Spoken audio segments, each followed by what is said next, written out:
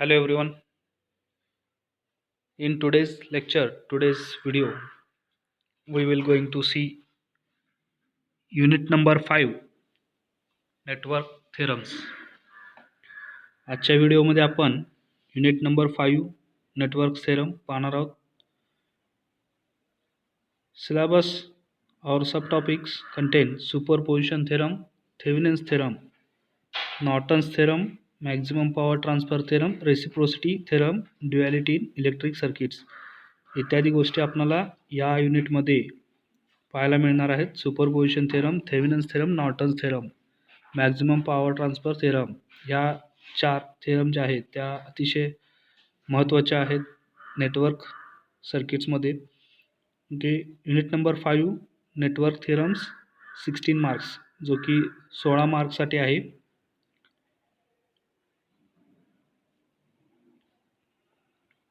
Before starting unit number 5, we very well know the introduction part. Syllabus topic 6.1 Introduction. DC networks consist of resistor, voltage sources, current sources.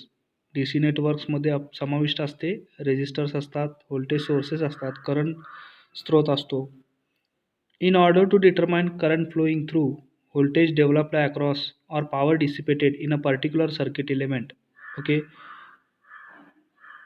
Current flowing through म्हणजे एखाद्या एलिमेंटमधून जर current प्रवाहित होत असेल, voltage त्याच्याभोवती जर develop होत असेल, निर्माण होत असेल किंवा पॉवर डिसिपेट करत असेल, तो एखादा ठराविक सर्किटचा घटक रेजिस्टर असेल, कॅपॅसिटर असेल, इंडक्टर असेल, पॉवर डिसिपेट करत असेल, हे शक्ती उत्सर्जित करत असेल किंवा त्याच्यामधून प्रवाहित होणारा करंट किंवा त्याच्या भोवती त्याच्या अक्रॉस डेव्हलप होणारा व्होल्टेज शोधण्यासाठी, इन ऑर्डर टू डिटरमाइन शोधण्यासाठी, current flowing through, voltage developed across or power dissipated in a particular circuit element, we have to use certain laws and theorems. आपणाला काही मुख्यत्वे जे तत्वे आहेत, लॉज आहेत किंवा थेरम्स आहेत ते वापरावे लागतील. In this chapter we are going to discuss some of the important networks theorem such as superposition theorem, Thevenin's theorem, Norton's theorem and maximum power transfer theorem. या चॅप्टरमध्ये आपण डिस्कस करायला जात आहोत काही महत्त्वाचे नेटवर्क थेरम सच ॲज जसे की superposition theorem आहे, थेवेनिन्स थेरम आहे, Norton's theorem and maximum power transfer theorem. Okay, so let us see network terminology. Syllabus topic 6.2 network terminology. Network terminology म्हणजे नेटवर्कचे प्रकार, कोणत्या नेटवर्कला काय व्याख्या आहे. Okay, the network or circuit can be of different types depending on their characteristics.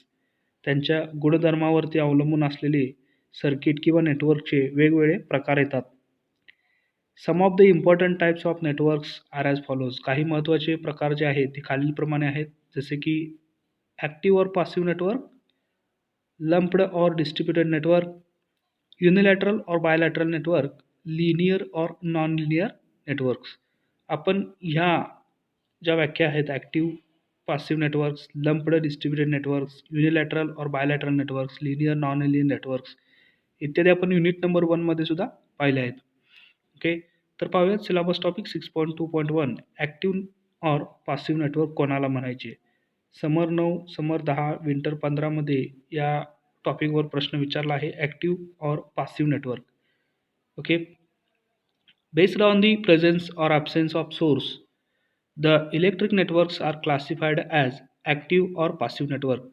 Okay, based on the presence or absence of source, स्रोताच्या उपस्थितीने किंवा अनुपस्थितीने the electric networks are classified. Electric network जे आहेत ते विभागले गेले आहेत, क्लासिफाय केले आहेत as active और पासिव्ह नेटवर्क. ओके, फक्त स्रोताच्या उपलब्ध असल्याने किंवा नसल्याने. ठीक आहे, तर पहा ॲक्टिव्ह नेटवर्क कोणाला म्हणायचे. If a network consist of an energy source. जर एखाद्या नेटवर्कमध्ये ऊर्जेचा स्रोत असेल, एनर्जी सोर्स असेल, समाविष्ट असेल, then it is called as active network. मग त्याला आपण ॲक्टिव्ह नेटवर्क असे म्हणणार आहोत. The types of energy source can be a voltage source और करंट सोर्स. मग तो ऊर्जेचा जो स्रोत आहे तो व्होल्टेज स्रोत असेल किंवा करंटचा स्रोत असेल. ओके, या दोन्हीमधील काही असेल किंवा दोन्ही असेल. ठीक आहे, तर उपलब्ध असेल तर त्याला आपण ॲक्टिव्ह नेटवर्क म्हणणार आहोत. पासिव्ह नेटवर्क म्हणजे काय? If a network does not content, एखाद्या नेटवर्कमध्ये समाविष्ट नाही एनी एनर्जी सोर्स, कोणताही ऊर्जेचा स्रोत तिथं जर उपलब्ध नसेल, then it is called as passive network. त्याला आपण पासिव्ह नेटवर्क किंवा निष्क्रिय नेटवर्क असे म्हणणार आहोत. ॲक्टिव्ह नेटवर्क म्हणजे सक्रिय नेटवर्क. ठीक आहे. 6.2.2 सिलेबस टॉपिक 6.2.2 युनिलॅटरल और बायलॅटरल नेटवर्क. एकपक्षीय, द्विपक्षीय नेटवर्क. युनिलॅटरल म्हणजे एकपक्षीय, बायलॅटरल म्हणजे द्विपक्षीय. समर 9, समर 10, विंटर 10, विंटर 15 मध्ये या टॉपिकवरती प्रश्न विचारले आहेत. Based on the response or characteristic, okay, नेटवर्कच्या प्रतिसादावरती किंवा गुणधर्मावरती अवलंबून असलेले of a network to the direction of current flowing through the components connected to from the network. Okay, पहा, नेटवर्कमध्ये कनेक्टेड असलेल्या कॉम्पोनंटमधून प्रवाहित होणाऱ्या करंटच्या दिशेवरती, ओके, त्यांचा जो रिस्पॉन्स आहे किंवा गुणधर्म आहे याच्यावरती अवलंबून आहे युनिलॅटरल का bilateral. The electric network are classified as bilateral or unilateral network. Okay, म्हणजे समजा एखाद्या नेटवर्कमध्ये रेजिस्टर असेल, कॅपॅसिटर असेल, इंडक्टर असेल किंवा डायोड असेल, अशा प्रकारचे जे कॉम्पोनंट आहेत त्यांच्यामधून जो करंट प्रवाहित होणार आहे, करंट प्रवाहित झाल्यानंतर नेटवर्ककडून जो रिस्पॉन्स किंवा कॅरेक्टरिस्टिक मिळणार आहे, गुणधर्म मिळणार आहेत, त्यावरती जो बेस्ड आहे, तर अशा नेटवर्कचे दोन वर्गीकरण करता येतात, बायलॅटरल किंवा युनिलॅटरल नेटवर्क. तर त्याच्यामधील बायलॅटरल नेटवर्क सुरुवातीला पाहूया. बायलॅटरल द्विपक्षीय नेटवर्क म्हणजे काय? It is the network whose characteristics or response does not depend on the direction of current through the various elements in it. Okay, असे जे काही नेटवर्क आहेत की त्या नेटवर्कमध्ये जे कॉम्पोनंट कनेक्ट असतात त्यांच्यामधून कोणत्याही दिशेने, दोन्ही दिशेने करंट प्रवाहित झाल्यानंतर त्यांचा जो कॅरेक्टरिस्टिक किंवा प्रतिसाद आहे त्याच्यावरती त्याचा परिणाम होत नाही. ओके, इथे पहा, it is the network whose characteristic, हे असे नेटवर्क आहेत की ज्यांचे गुणधर्म किंवा प्रतिसाद रिस्पॉन्स डज नॉट डिपेंड, अवलंबून नाही आहे, on the direction of current through the various elements. Okay, on the direction of current म्हणजे करंटच्या दिशेवरती, थ्रू द व्हेरियस एलिमेंट्स, वेगवेगळ्या घटकांमधून प्रवाहित होणाऱ्या करंटच्या दिशेवरती अवलंबून नाही आहे, इन इट. ओके, असे कोणते नेटवर्क आहेत? तर resistive network are bilateral network. Okay, resistive network म्हणजे सर्किटमध्ये रेजिस्टर कनेक्टेड आहेत, रेजिस्टरमधून कोणत्याही दिशेने, दोन्ही दिशेने जरी करंट प्रवाहित झाला तरी नेटवर्कचा जो रिस्पॉन्स आहे किंवा कॅरेक्टरिस्टिक आहे तो अवलंबून नाही आहे प्रवाहित होणाऱ्या करंटच्या दिशेवरती. याला आपण काय म्हणतो? बायलॅटरल नेटवर्क किंवा द्विपक्षीय नेटवर्क. ओके, तर याच्या विरुद्ध कसं असणार आहे युनिलॅटरल नेटवर्क? पहा, if the characteristics, response or behaviour, गुणधर्म, प्रतिसाद किंवा वागणूक ऑफ ए नेटवर्क, एखाद्या नेटवर्कची, is dependent on direction of current through its element. Okay, नेटवर्कमध्ये असणाऱ्या घटकांमधून प्रवाहित होणाऱ्या करंटच्या दिशेवरती अवलंबून आहे, then the network is called as unilateral network. अशा नेटवर्कला आपण एकपक्षीय, ओके, युनिलॅटरल नेटवर्क असे म्हणणार आहोत. The network containing element such as diode. Okay, असे काही जे नेटवर्क आहेत की ज्यांच्यामध्ये डायोड समाविष्ट असतो, डायोडमधून करंट हा एकाच दिशेने प्रवाहित झाला पाहिजे तरच तो ॲक्टिवेट होतो. डायोडमधून करंट हा ॲनोड टू कॅथोड प्रवाहित होतो, डायोड. ओके, ॲनोडपासून कॅथोडपर्यंत करंट जर आपण दिला तर तो ॲक्टिवेट होतो, फॉरवर्ड बायज होतो, अन्यथा होत नाही. म्हणजेच काय की डायोड फॉरवर्ड बायज झाल्याशिवाय करंट पूर्ण नेटवर्कमध्ये प्रवाहित होत नाही. ओके, म्हणजेच कॅरेक्टरिस्टिक, रिस्पॉन्स ऑर बिहेवियर, गुणधर्म, प्रतिसाद किंवा वागणूक त्या एखाद्या नेटवर्कची ही त्या नेटवर्कमध्ये कनेक्टेड असलेल्या एलिमेंटमधून प्रवाहित होणाऱ्या करंटच्या दिशेवरती अवलंबून आहे. ओके, तर पहा, the network containing element such as diode, transistors etcetera are unilateral network. ज्या नेटवर्कमध्ये डायोड किंवा ट्रान्झिस्टर्स आहेत अशा नेटवर्कला आपण युनिलॅटरल नेटवर्क असे म्हणणार आहोत. सिलेबस टॉपिक 6.2.3 लिनियर और नॉन लिनियर नेटवर्क. लिनियर म्हणजे सरळ, ओके, नॉन लिनियर म्हणजे सरळ नसलेले नेटवर्क्स. ठीक आहे. Based on the concept of linearity the networks are classified as linear और नॉन लिनियर नेटवर्क. ठीक आहे. पहा, लिनियर नेटवर्क कोणाला म्हणायचे? If the characteristic parameters such as resistances, capacitances, inductances etcetera, गुणधर्म किंवा त्याचे जे पॅरामीटर्स आहेत, ओके, सच ॲज जसे की रेजिस्टन्सेस, capacitances, inductances etcetera remain constant, हे स्थिर राहतात इररेस्पेक्टिव्ह of change in temperature time voltage. Okay, change in temperature time voltage म्हणजेच तापमान, वेळ आणि व्होल्टेज जरी बदललं तरी कॅरेक्टरिस्टिक जे आहेत जसे की रेझिस्टन्स, कॅपॅसिटन्स, इंडक्टन्स एखाद्या नेटवर्कचे सेम राहतात, रिमेन कॉन्स्टंट. ओके, सेम राहतात, स्थिर राहतात. Okay, irrespective of change in जरी टेम्परेचर, वेळ आणि व्होल्टेज बदललं तरी then the circuit or network is called as linear network. अशा नेटवर्कला आपण काय म्हणणार आहोत? Linear network. We can apply the Ohm's law only on the linear network. आपण ओहम्स लॉ फक्त आणि फक्त अशा नेटवर्कवरती अप्लाय करू शकतो. The superposition theorem also is applicable only to the linear network. Okay, म्हणजेच सुपरपोजिशन थेरम जो आहे तो सुद्धा फक्त याच नेटवर्कवरती आपण अप्लाय करू शकतो, only to the linear networks. Okay, superposition उत्कृष्ट स्थिती. ओके, पुढे लक्षात येईल आपल्याला सुपरपोजिशन थेरम काय आहे तो. तर पहा, लिनियर नेटवर्क म्हणजे काय की त्यांचा जो कॅरेक्टरिस्टिक आहे, गुणधर्म आहे, पॅरामीटर्स आहेत जसे की रेझिस्टन्स, कॅपॅसिटन्स, इंडक्टन्स हे स्थिर राहतात जरी टेम्परेचर, तापमान, वेळ, व्होल्टेज बदललं तरी. Okay, then the circuit or network is called as linear network. Non linear network. Okay, non linear म्हणजे सरळ नसलेली.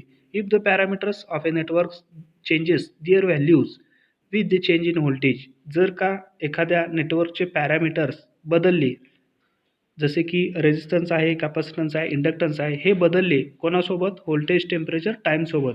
Then the network is called as non linear network. मग अशा नेटवर्कला आपण नॉन लिनियर नेटवर्क म्हणणार आहोत. The Ohm's law is not applicable to the non linear networks. Ohm's law जो आहे तो नॉन लिनियर नेटवर्कसाठी आपण अप्लाय करू शकत नाही.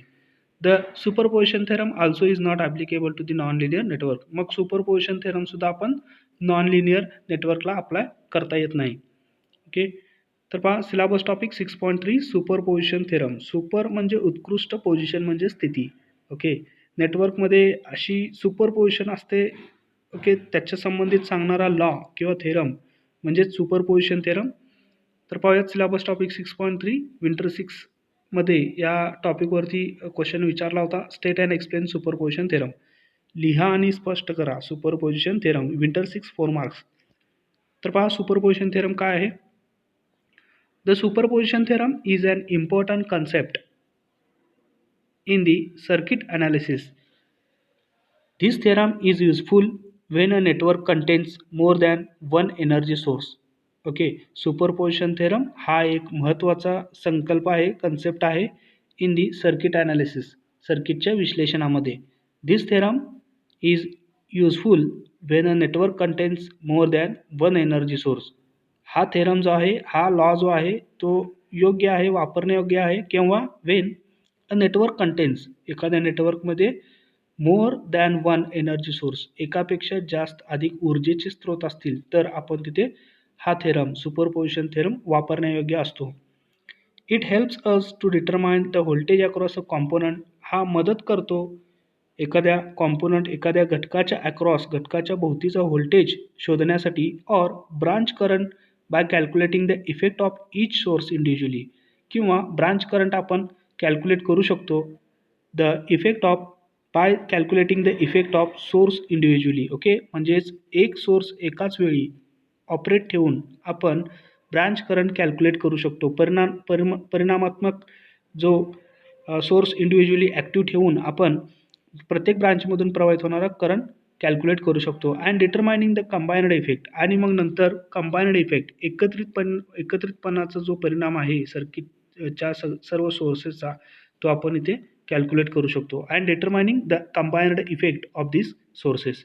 ओके, सर्व स्रोतांचा जो एकत्रितपणाचा जो इफेक्ट आहे नेटवर्कवरती तो कॅल्क्युलेट करता येतो. When to use superposition theorem. Superposition theorem हा केव्हा वापरण्यात येतो, केव्हा वापरायचा आहे? Superposition theorem should be used when. Superposition theorem हा वापरला गेला पाहिजे केव्हा? पहा, first there are 2 or more energy sources. Okay, 2 किंवा 2पेक्षा अधिक ऊर्जेचे स्रोत असतील नेटवर्कमध्ये तर आपण सुपरपोजिशन थेरम वापरायला पाहिजे. The sources are either voltage source और करंट सोर्स. मग ते सोर्सेस एक तर व्होल्टेज सोर्स असू देत किंवा करंट सोर्स असू देत तरीसुद्धा आपण तिथे सुपरपोजिशन थेरम हा वापरला गेला पाहिजे. The circuit is not too complex. Okay, too complex म्हणजे अतिशय गुंतागुंतीचं सर्किट नसेल तर आपण सुपरपोजिशन थेरम तिथे वापरला गेला पाहिजे. आता पहा syllabus topic 6.3.1 statement of the superposition theorem. Superposition थेरमचं स्टेटमेंट, एक्झॅक्ट सुपरपोजिशन थेरम काय सांगतोय पहा. स्टेटमेंट म्हणजे विधान. 6.3.1 statement of superposition theorem, superposition थेरमचे विधान.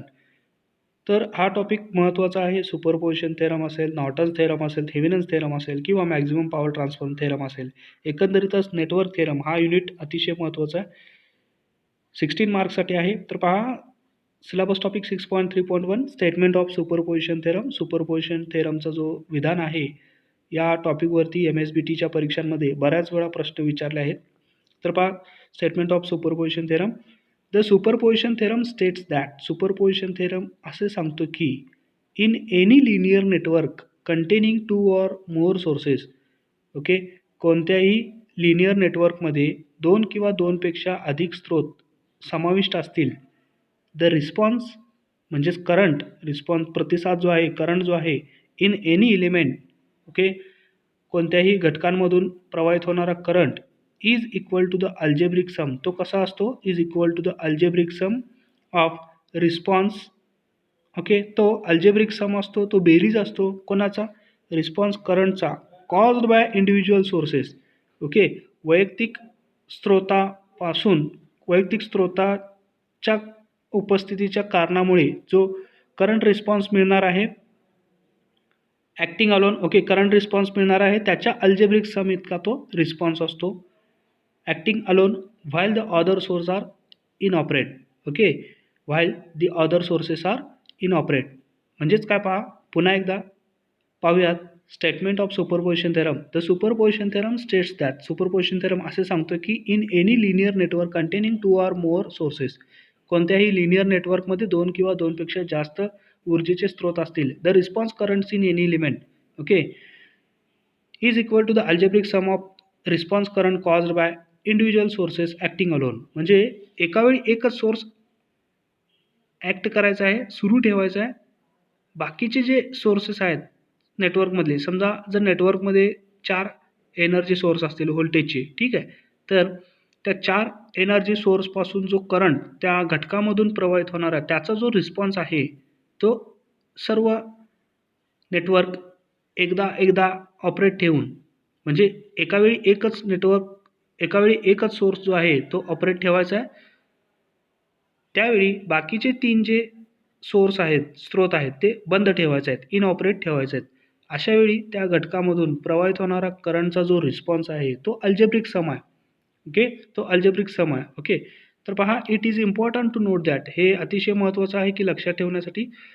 While considering of individual sources, वैयक्तिक जर स्रोत आपण कन्सिडर करत असेल, the other ideal sources, okay, मग जे उरलेले दुसरे जे व्होल्टेज सोर्सेस आहेत in the network are replaced by short circuit. Voltage source जे असतील ते शॉर्ट सर्किटने रिप्लेस करायचे आहेत. And the other ideal current sources are replaced by open circuit. आणि जर का करंट सोर्स असतील, दुसरे करंट सोर्स असतील, तर त्यांना आपण ओपन सर्किट म्हणून ट्रीट करायचं आहे आणि त्यांना रिप्लेस करायचं आहे. This theorem is applicable only to the linear network. Okay, superposition theorem हा ॲप्लिकेबल आहे, वापरण्यायोग्य आहे फक्त आणि फक्त लिनियर नेटवर्क, लिनियर सर्किटसाठी. Syllabus topic 6.3.2 steps to be followed to apply the superposition theorem. Superposition theorem apply करण्यासाठीच्या ज्या स्टेप्स आहेत त्या इथे दिलेल्या आहेत. सिलेबस टॉपिक 6.3.2 अतिशय महत्त्वाचा हा सुपरपोजिशन थेरम आहे. हा जर समजला तर पुढे थेवेनिन्स थेरम, नॉर्टन्स थेरम हा समजणार आहेत. तर पहा syllabus topic 6.3.2 steps to be followed to apply the superposition theorem. Superposition theorem apply करण्यासाठी खालील पद्धतीच्या ज्या स्टेप्स आहेत त्या फॉलो केल्या पाहिजेत. Step number 1, select any one energy source, कोणताही एक ऊर्जेचा स्रोत निवडायचा आहे. Step 2, replace all other energy sources by, okay, मग उरलेले जे ऊर्जेचे स्रोत आहेत ते रिप्लेस करायचे आहेत. बाय म्हणजे ज्याच्याने, कशाने पहा, their internal series resistance for voltage source, त्याचा व्होल्टेज सोर्स असेल तर त्याच्या अंतर्गत जो रेजिस्टन्स आहे त्याच्याने तो रिप्लेस करायचा आहे. Their internal shunt resistances for current source, त्या करंट सोर्स असेल तर त्याचा जो इंटरनल अंतर्गत शंट रेजिस्टन्स आहे त्याच्याने तो रिप्लेस करायचा आहे. स्टेप नंबर 1, स्टेप नंबर 2 कोणताही ऊर्जेचा स्रोत सिलेक्ट करायचा आहे. स्टेप नंबर 2 मध्ये रिप्लेस करायचं आहे दुसरे एनर्जी सोर्सेस कशाने? Their internal series resistance for voltage source and their internal shunt resistance for current source. Third step अतिशय महत्त्वाचे third step, with only one energy source calculate the voltage drop. Okay, with only one energy source, फक्त आणि फक्त एकच ऊर्जेचा स्रोत activate ठेवून आपण व्होल्टेज ड्रॉप म्हणजे व्होल्टेजचा घट जो आहे तो कॅल्क्युलेट करायचा आहे, और ब्रांच करंट. ओके, किंवा त्या ब्रांचमधून त्या शाखेमधून प्रवाहित होणारा करंट कॅल्क्युलेट करायचा आहे. पेईंग अटेन्शन म्हणजे लक्ष देऊन, पेईंग अटेन्शन म्हणजे लक्ष देऊन to the voltage polarities and current directions. व्होल्टेजच्या ज्या पोलॅरिटीज आहेत त्यांच्याकडे लक्ष देऊन आणि करंटची जी दिशा आहे त्यांच्याकडे लक्ष देऊन आपणाला एकच ऊर्जेचा स्रोत ॲक्टिव्ह ठेवून कॅल्क्युलेट करायचं आहे व्होल्टेज ड्रॉप किंवा ब्रांच करंट. स्टेप नंबर 3 मध्ये. स्टेप नंबर 4 मध्ये पहा, repeat steps 1, 2 and 3. Okay, 1, 2 and 3 ह्या स्टेप नंबर 4 मध्ये पुन्हा रिपीट करायचे आहेत फॉर ईच सोर्स इंडिव्हिज्युअली. म्हणजेच जे आता दुसरे जे ऊर्जेचे स्रोत होते त्यांना ॲक्टिव्ह करायचे आहेत, म्हणजेच एका वेळी एकच ऊर्जेचा स्रोत ॲक्टिव्ह करायचा आहे. उरलेले जे एनर्जी सोर्स आहेत ते स्टेप नंबर 2 प्रमाणे रिप्लेस करून स्टेप नंबर 1, 2, 3 हे पुन्हा स्टेप्स रिपीट करायचे आहेत. Step number 5, add algebraically the voltage drops. Okay, सांकेतिक जो व्होल्टेज ड्रॉप आहे, व्होल्टेजचा घट जो आहे तो बेरीज करायचा आहे त्यांची, और ब्रांच करंट्स किंवा शाखेमधून प्रवाहित होणारा करंट तो बेरीज करायची आहे त्यांची, obtained due to individual source. Okay, वैयक्तिक स्रोतापासून जो मिळवण्यात आलेला व्होल्टेज ड्रॉप किंवा ब्रांच करंट आहे त्यांची बेरीज घ्यायची आहे to obtain the combined effect of all the sources. Okay, म्हणजेच सर्व कंबाइंड सोर्सेसचा जो परिणाम आहे त्याच्यासाठी तो बेरीज करायचा आहे. नोट, सूचना, if the voltage source and current sources are ideal. जर का व्होल्टेज सोर्स आणि करंट सोर्स हे आयडियल असतील, then their internal resistances are 0. मग त्यांचे जर अंतर्गत जे रोधक आहे व्होल्टेज सोर्स आणि करंट सोर्सचा तो कसा असणार आहे? 0 असणार आहे. अँड इन्फिनिटी रिस्पेक्टिव्हली आणि इन्फिनिटी रिस्पेक्टिव्हली. म्हणजेच व्होल्टेज सोर्स असेल तर त्याचा इंटरनल रेजिस्टन्स हा 0 असेल, आणि जर करंट सोर्स असेल तर त्याचा इंटरनल रेजिस्टन्स हा इन्फिनिटी असेल. इन्फिनिटी म्हणजे अगणित, माहीत नसलेला. ओके, हेन्स म्हणून an ideal voltage source will be replaced by a short circuit. म्हणून जो आयडियल व्होल्टेज सोर्स आहे तो रिप्लेस केला जातो शॉर्ट सर्किटने, while an ideal current source is replaced by an open circuit. Okay, while ज्यावेळी ideal current source जो आहे तो रिप्लेस केला जाईल ओपन सर्किटने. ओके, ठीक आहे. तर अशासाठीच आपणाला जो इंटरनल रेजिस्टन्स आहे व्होल्टेज सोर्सचा तो 0 मिळणार आहे. सर्किट शॉर्ट सर्किट केल्यानंतर रोधक काहीच राहणार नाही, 0 मिळेल, आणि करंट सोर्स ओपन ठेवल्यानंतर जो इंटरनल रेजिस्टन्स आहे तो इन्फिनिटी राहील.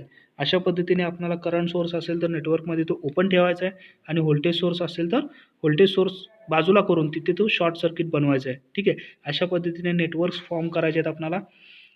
ओके, तर पहा, syllabus topic 6.3.3 applications of superposition theorem. Superposition थेरमचा वापर ॲप्लिकेशन्स कुठे होतात? तर superposition theorem is useful in circuit analysis. Okay, superposition theorem हा युजफुल आहे सर्किट विश्लेषणामध्ये Wien the circuit has a large numbers of independent sources. Okay, म्हणजे independent म्हणजेच काय? स्वतंत्ररित्या जे स्रोत आहेत, असे स्रोत जे आहेत ते सर्किटमध्ये नेटवर्कमध्ये जास्त प्रमाणात असतील, अशा वेळी आपण सुपरपोजिशन थेरम हे वापरतो. ठीक आहे. सेकंड ॲप्लिकेशन, दुसरा वापर काय? It helps us to determine voltage source voltage across. Okay, it helps us to determine, आपल्याला तो मदत करतो शोधण्यासाठी व्होल्टेज अक्रॉस अ कॉम्पोनंट, एखाद्या घटकाच्या भोवतीचा जो व्होल्टेज, और करंट थ्रू ब्रांच किंवा शाखेमधून प्रवाहित होणारा करंट शोधण्यासाठी तो मदत करतो. By calculating the effect of each source individually. Okay, by calculating the effect of each source individually, म्हणजेच वैयक्तिकरित्या एखादा सोर्स जर ॲक्टिव्ह होत असेल तर त्याच्या परिणामात इफेक्टने जो कॉम्पोनंटच्या भोवतीचा व्होल्टेज सोर्स किंवा कॉम्पोनंटमधून प्रवाहित होणारा करंट हा आपण तिथे मिळवू शकतो. And determining the combined effect, आणि मग कंबाइनड इफेक्ट जे आहेत सर्व सोर्स ॲक्टिव्ह ठेवून आपण जो कंबाइनड इफेक्ट आहे तो सुद्धा याच्याने ते व्हेरीफाय करता येतो सुपरपोजिशन थेरमने. थर्ड ॲप्लिकेशन आहे, the superposition theorem can be used for AC as well as DC network. Superposition theorem हा AC नेटवर्क किंवा DC नेटवर्कमध्ये सुद्धा वापरता येतो. Syllabus topic 6.3.4 drawbacks of superposition theorem. Okay, काही कमतरता आहेत, तोटे आहेत सुपरपोजिशन थेरमचे. फायदे काय असतील तर काही तोटेसुद्धा असू शकतात. Syllabus topic 6.3.4 drawbacks of superposition theorem. काय तोटे आहेत पहा. The superposition is not applicable to the circuits consisting of non linear element, example diode, transistor. Okay, अशा नेटवर्कमध्ये आपण सुपरपोजिशन थेरम वापरू शकत नाही की ज्या नेटवर्कमध्ये डायोड किंवा ट्रान्झिस्टर असतील. हा एक ड्रॉबॅकच आहे. डायोड आणि ट्रान्झिस्टर जर एखाद्या नेटवर्कमध्ये असतील तर आपण तिथे सुपरपोजिशन थेरम हा ॲप्लिकेबल नाही आहे. The superposition is not applicable to the circuit consisting of non linear element. हे नॉन लिनियर एलिमेंट आहेत, diode, transistors. Okay, second drawback पहा. The superposition theorem can not be applied to circuit containing dependent source only. जे अवलंबून असणारे जे source आहेत, एकावरती एक, म्हणजे समजा नेटवर्कमध्ये 2 व्होल्टेज सोर्स असतील. जो पहिला व्होल्टेज सोर्स आहे तो आहे, परंतु जो दुसरा व्होल्टेज सोर्स आहे तो पहिल्याच्या व्होल्टेज सोर्सवरती अवलंबून असेल, तर अशा नेटवर्कमध्ये आपणाला सुपरपोजिशन थेरम वापरता येऊ शकत नाही. Okay, the superposition theorem can not be applied, तिथे आपण वापरू शकत नाही, to the circuit containing dependent source only. Okay, dependent source असतील तर तिथे आपण सुपरपोजिशन थेरम वापरू शकत नाही. थर्ड आहे, the superposition theorem is not useful for circuit analysis. Superposition theorem जो आहे हा युजफुल नाही आहे सर्किट विश्लेषणासाठी. For circuit containing less than 2 independent source, 2 पेक्षा कमी जर तिथे स्वतंत्ररित्या सोर्सेस असतील, इंडिपेंडंट म्हणजे अवलंबून नसलेले सोर्सेस जर असतील, अशा नेटवर्कमध्ये आपण सुपरपोजिशन थेरम हा वापरू शकत नाही. 2 किंवा 2 पेक्षा अधिक इंडिपेंडंट म्हणजे अवलंबून नसलेले स्रोत तिथे पाहिजेत, तर आणि तरच आपण सुपरपोजिशन थेरम हा नेटवर्क तिथे वापरू शकतो. फोर्थ नंबर आहे, superposition theorem cannot be used for calculating power. Okay, superposition theorem आहे तो पॉवर कॅल्क्युलेट करण्यासाठी आपण वापरू शकत नाही. बिकॉज पॉवर इज प्रोपोर्शनल, कारण की शक्ती ही आहे ती प्रोपोर्शनल आहे, व्यस्त आहे कोणाच्या, to square of voltage or current. Square of voltage or current म्हणजे व्होल्टेज जितका आहे त्याच्या वर्गावरती पॉवर ही अवलंबून आहे, किंवा करंट जितका आहे त्याच्या वर्गावरती हा पॉवर अवलंबून आहे. म्हणून आपण सुपरपोजिशन थेरम पॉवर कॅल्क्युलेट करण्यासाठी वापरू शकत नाही. दॅट इज नॉन लिनियर, म्हणजेच हे नॉन लिनियरमध्ये येईल. ठीक आहे, तर syllabus topic 6.3.5 examples on superposition theorem आहेत. सुपरपोजिशन थेरमवरती काही एक्झाम्पल्स आहेत, हे आपण नेक्स्ट व्हिडिओमध्ये पाहणार आहोत. आजच्या व्हिडिओमध्ये आपण काय पाहिलं, ओके, हा एक्झाम्पल आपण नेक्स्ट व्हिडिओमध्ये पाहणार आहोत, कारण की आपण नेक्स्ट व्हिडिओमध्ये पुन्हा एकदा जे सुपरपोजिशन थेरमचे जे स्टेप्स आहेत किंवा स्टेटमेंट आहे हे समजावून घेणार आहोत. आजच्या लेक्चरमध्ये युनिट नंबर 5 जो होता नेटवर्क थेरम हा स्टार्ट केला आहे. त्याच्यामध्ये आपल्याला syllabus topic superposition theorem, Thevenin's theorem, Norton's theorem, maximum power transfer theorem, reciprocity theorem and duality in circuits, electric circuit, हा जो युनिट नंबर 5 आहे नेटवर्क थेरम 16 मार्कला, हा आपण सुरू केला होता. ह्याच्यामध्ये सिलेबस टॉपिक 6.1 इंट्रोडक्शन पाहिले, 6.2 नेटवर्क टर्मिनॉलॉजी पाहिली, ॲक्टिव्ह और पॅसिव्ह नेटवर्क म्हणजे काय, ओके, लंप्ड और डिस्ट्रीब्युटेड नेटवर्क म्हणजे काय, युनिलॅटरल और बायलॅटरल नेटवर्क म्हणजे काय, लिनियर और नॉन लिनियर नेटवर्क म्हणजे काय, इत्यादी नेटवर्क टर्मिनॉलॉजी आपण पाहिले. त्याचबरोबर syllabus topic 6.3 superposition theorem, okay, हा काय आहे, हा आपण केव्हा वापरू शकतो हे पाहिलं.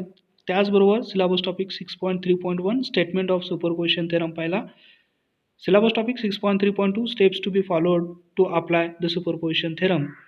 सुपरपोजिशन थेरम अप्लाय करण्यासाठी जे स्टेप्स आहेत, 5 मुख्यत्वे स्टेप्स आहेत, त्या आपण पाहिल्या. Syllabus topic 6.3.3 applications of superposition theorem, superposition थेरमचे ॲप्लिकेशन वापर आपण पाहिलेत. ड्रॉबॅक्स आपण पाहिलेत 6.3.4. सिलेबस टॉपिक 6.3.4 मध्ये ड्रॉबॅक्स ऑफ सुपरपोजिशन थेरम पाहिले. ओके, तर syllabus topic 6.3.5 examples on superposition theorem. Superposition theorem या थेरमवरती काही एक्झाम्पल्स आहेत, काही प्रॉब्लेम्स आहेत, ते आपण नेक्स्ट लेक्चरमध्ये पाहणार आहोत. सो अतिशय महत्त्वाचा हा युनिट आहे नेटवर्क थेरम 16 मार्क्ससाठी, MSBTच्या परीक्षेसाठी. तर नेक्स्ट लेक्चरसाठी पाहत राहा SRG technical, and thanks for watching this video.